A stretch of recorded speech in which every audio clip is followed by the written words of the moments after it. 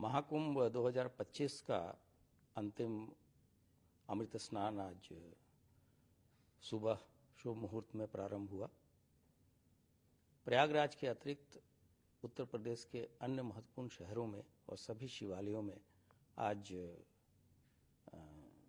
लोग श्रद्धालु भारी संख्या में एकत्रित होकर जल चढ़ा रहे हैं अपने आराध्य को। और आज महाकुंभ 2025 अंतिम पड़ाव पे आ चुका है। अगर हम प्रयागराज की बात करें तो इस पूरे 45 दिन में 65 करोड़ से भी अधिक श्रद्धालुओं ने यहाँ श्रद्धा की डुबकी लगाई। उत्तर प्रदेश पुलिस ने माननीय मुख्यमंत्री जी के नेतृत्व में और उनके दिशा निर्देशन में भीड़ प्रबंधन, सिक्योरिटी, पुलिसिंग में तकनीक के इस्तेमाल का एक ऐसा अद्वितीय अनुकरणीय मॉडल पेश किया है जो विश्व में कहीं भी देखा नहीं गया। और इसकी प्रशंसा सभी स्तरों पर लगातार की जा रही है।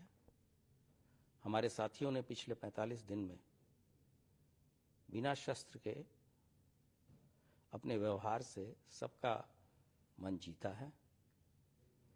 और ये पुलिस विभाग के मुखिया होने के नाते तथा शासन के लिए भी बहुत ही गर्व का विषय है।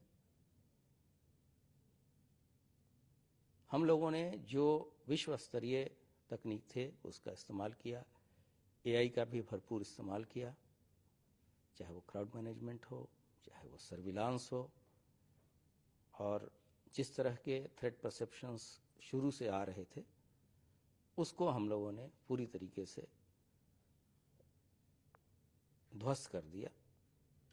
और ऐसा नहीं है कि ऐसे प्रयास नहीं किए गए हों, लेकिन हमारी जो टीम है और हमें जो अन्य संस्थाओं से और अन्य एजेंसियों जो सहयोग मिल रहा है, ये उसका परिणाम है कि आज एक रिकॉर्ड के रूप में, जो कि कभी इसके पहले नहीं हुआ और पूरे विश्व के पटल पे नहीं हुआ, वो हमारी टीम ने कर दिखाया है। साथ ही साथ हमारी जो अन्य धर्मस्थली है जैसे वाराणसी, अयोध्या तथा विंध्यवासिनी देवी, वहाँ भी जो भी व्यक्ति यहाँ आए उन लोगों ने ऐसा देखा गया कि पूरा त्रिकोण पूरा किया है। वाराणसी और अयोध्या का भी, वहाँ भी प्रतिदिन लगभग 5 से 10 लाख श्रद्धालु आते रहे हैं। तो हमारे जो संस्था की या पुलिस की जो एफिशिएंसी पूरी तरीके से टेस्ट की गई और उसमें सभी लोग खरे उतरे हैं। और बिना किसी बड़े घटना के हम लोगों ने पूरा महाकुंभ को संपन्न कराया है। आज भी वाराणसी में जो शैव अखाड़े हैं जिनकी संख्या 7 है, उनमें से 5 लोगों ने काशी विश्वनाथ मंदिर में वो दर्शन कर लिया है। 2 अखाड़ों का अपराह्न में दर्शन होगा। रेलवे के साथ भी हमारा बहुत ही अच्छा समन्वय रहा और प्रतिदिन लगभग जो मुख्य स्नानों के दिन 5 लाख और अन्य स्नानों के दिन लगभग 3 से 4 लाख लोग रेल सेवाओं का भी उन्होंने फ़ायदा उठाया।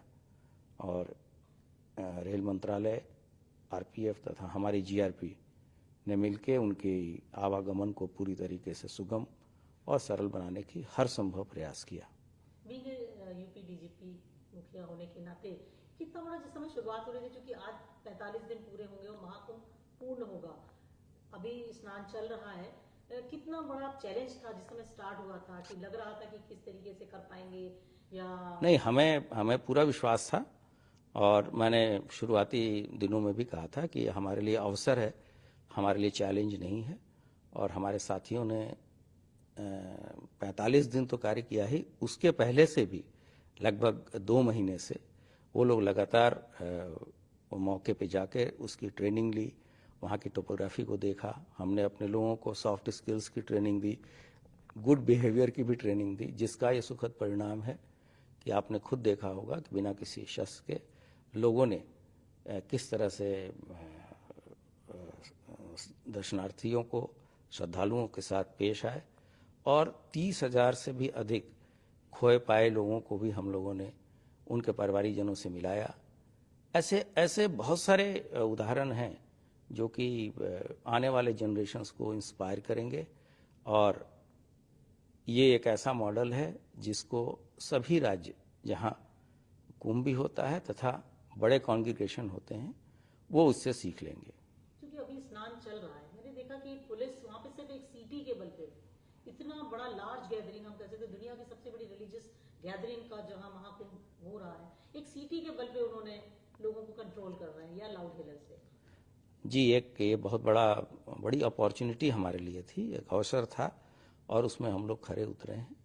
और इस पूरे 45 दिन में हमारे साथियों ने जो कार्य किया है वो मैंने पहले भी बोला कि उस तरह की चीज़ इतिहास में देखने को अभी तक नहीं मिली है, और आगे के जनरेशन के लिए एक बहुत बड़ी सीख है।